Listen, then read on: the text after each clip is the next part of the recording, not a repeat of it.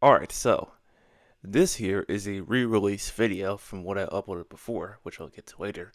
But to cut to the chase here, Hurricane Idalia was a tropical cyclone that lasted from August 26th to the 31st of 2023.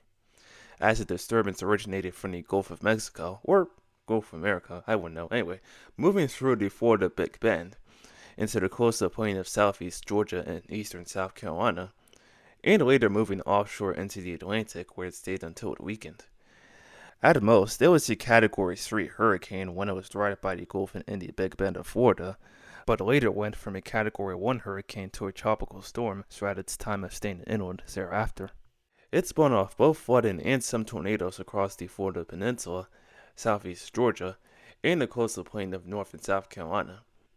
Now, as far as me catching alerts for this video, I only caught 4 alerts so far across 4 stations, with 2 on August 29th and another 2 the day after on the 30th, so not seeing much there on my end. Oh yeah, and about this video, so I had uploaded this video back in November of 2023, but to go along with my plan, at least as I'm uploading this in 2025, to upload most of my backlog videos throughout the remainder of this year, along with a few other videos that I recorded for Idalia that I didn't upload sooner. This video, along with a few others that I recorded for Idalia, will all be re-released versions. And to those that have seen the previous compilation video, this will basically be the same video but with slightly different modernized editing. And of course, this intro summary you're at now, the same style of intro that I've put on my other Tropical Event EAS compilations, which I have playlist stuff here. But yeah, without further ado, let's get right into it.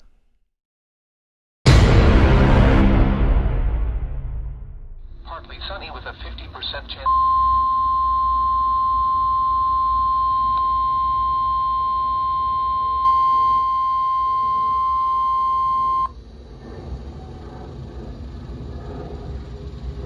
Flood watch in effect from Wednesday afternoon through Thursday evening.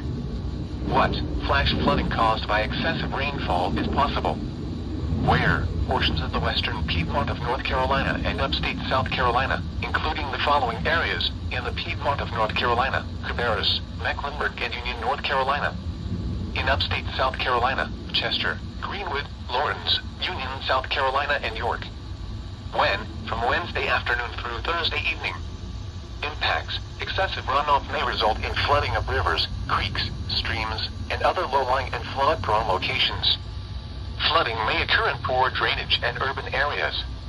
Additional details. Tropical cyclone Idalia will spread rain northward into the upstate and metro Charlotte starting Wednesday afternoon and then continuing overnight, then eventually tapering off on Thursday. Rainfall amounts of 2 to 4 inches will be possible over the course of the event, mainly east of the line from Greenwood and Union, South Carolina, to Charlotte, North Carolina. Changes in the track of Idalia could result in changes to the rainfall amounts and the extent of the watch. http://www.weather.gov/safety/ Flood A. Flood watch for flash flooding means there is a potential for rapid onset flooding based on current forecasts.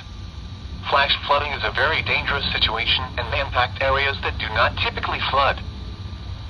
Now for the official National Weather Service forecast for Rock Hill and vicinity. This afternoon, mostly cloudy with a chance of showers and thunderstorms. And that was GSP's flood watch for Tropical Storm Idalia, which I took this 1050 Hz radio here, my Oregon Scientific WR-850, to which it actually went off for the alert. So that's nice. Carolina, at Asheville, rain with...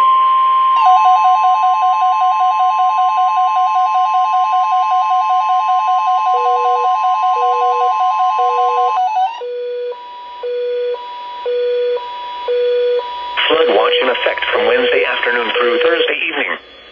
What flash flooding caused by excessive rainfall is possible?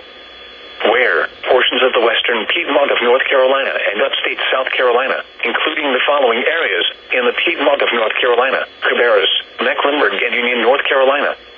In upstate South Carolina, Chester, Greenwood, Lawrence, Union, South Carolina and York. When? From Wednesday afternoon through Thursday evening.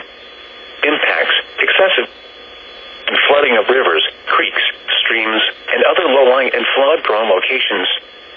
Flooding may occur in poor drainage and urban areas.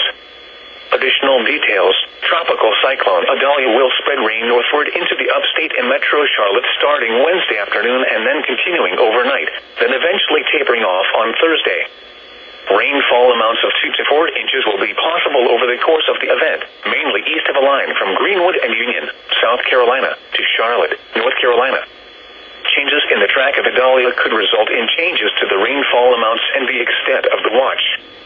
http://www.weather.gov/safety/ Flood A. Flood watch for flash flooding means there is a potential for rapid onset flooding based on current forecasts.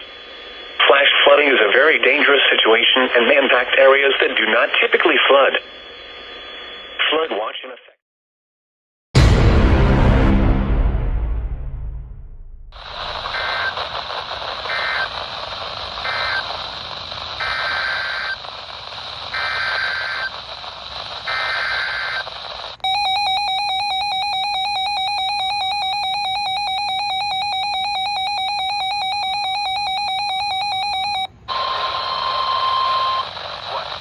Flooding is forecast.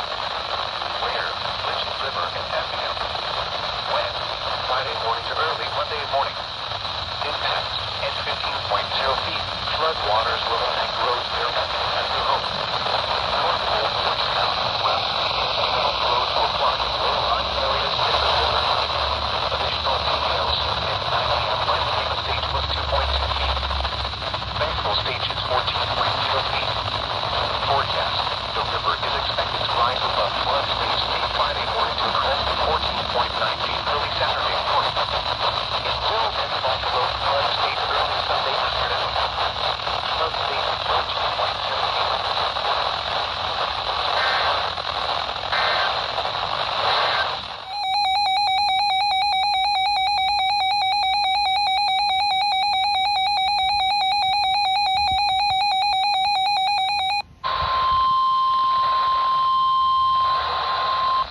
National Weather Service in Columbia. Warning for 30 miles an hour in the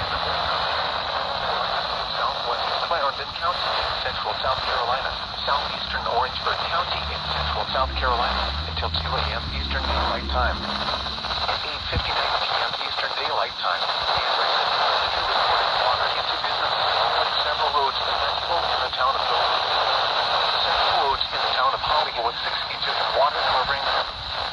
Between 3 and 5 inches of rain has fallen. The expected rainfall rate is 4.5 to 1 inch in 1 hour. Additional rainfall amounts of 1 to 2 inches are possible in the warned area. Flash flooding is already occurring. The following hazards are expected to form precautionary facilities. Florence for flooding. Source: emergency management reported. Following incidents are expected in line with flash flooding of roads and streets, urban areas, highways, streets, and underpasses. Some locations that will experience flash flooding include Holly Hill, Silverton, Bowman, Ellery, Key State Park, New Creek Marina and Campground, Indian Bluff, Red Reed Park, on the Creek Landing, St. Paul, Utah Springs, Yonder Field, Blount's Landing, and Rocks Pond Campground and Marina. This includes the following highways: Interstate 95 between mile markers 85 and 111. Interstate 26 between mile markers 155 and 169.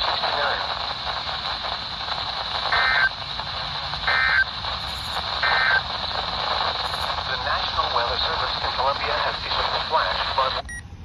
I mean, clearly the signal wasn't all that great. In fact, I can tell you it hasn't been great for WFOs for the past few hours out here.